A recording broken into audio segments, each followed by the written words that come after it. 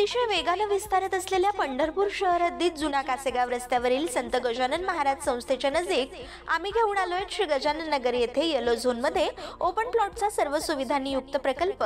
1 गुंठ्यापासूनचे plot उपलब्ध, आजूबाजूस मोठ्या प्रमाणात लोकवस्ती, पाण्याची टाकी असलेल्या गजानन नगर मध्ये प्रशस्त व पक्के 20 फुटी रुंदीचे रस्ते, संपूर्ण क्षेत्राला सिमेंट प्लेट कंपाऊंड, संपूर्ण प्लॉटिंगच्या एरियात प्लांटेशन, प्लॉट डिमार्केशन व जागोजागी बसण्यासाठी बाकडे अशा अनेक सुविधांनी युक्त गजानन नगर मध्ये आजच आपल्या हक्काचा प्लॉट बुक करा।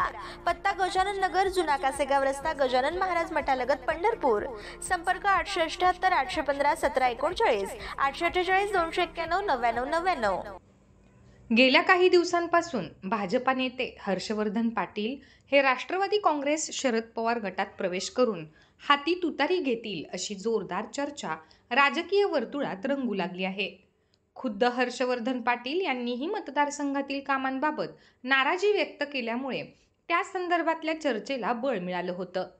ऐन निवडणुकांच्या तोंडावर भारतीय जनता पक्षाला हर्षवर्धन पाटील यांच्या रूपाने मोठा फटका बसण्याची शक्यताही वर्तवली जात आहे।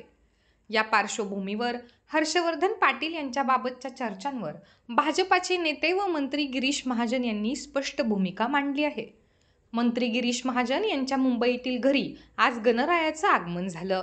यावेळी हर्षवर्धन पाटीलही उपस्थित होते। या संदर्भात बोलताना गिरीश महाजन यांनी हर्षवर्धन पाटील यांच्या बाबतची भूमिका स्पष्ट केली। हर्षवर्धन पाटील तुतारी हाती घेत आहेत, या सगळ्या अफवा आहेत। एका साखर कारखान्याच्या बैठकीच्या संदर्भात ते पुण्याला एकत्र आले होते। त्यांच्यावर केंद्राची सहकार खात्यासंदर्भातील साखर कारखान्यांची मोठी जबाबदारी आहे, त्यामुळे त्यांना जाणं अपरिहार्य होतं। ते एका ठिकाणी भेटून बोलले याचा अर्थ ते तिकडे चालले असं समजण्याचं कारण नाही, असंही गिरीश महाजन म्हणाले। अनेक कार्यक्रमांमध्ये आम्ही नेते एकमेकांना भेटत असतो, पण याचा अर्थ असा नाही की आम्ही तुतारी हाती घेतली किंवा मशाल हाती घेतली। हर्षवर्धन पाटील आमच्या सोबतच आहेत। त्यांच्या मतदारसंघाबाबतच्या नक्कीच काही अडचणी आहेत, पण त्या सोडवल्या जातील। देवेंद्र फडणवीस स्वतः त्यांच्या संपर्कात आहेत, त्यांच्याशी बोलत आहेत।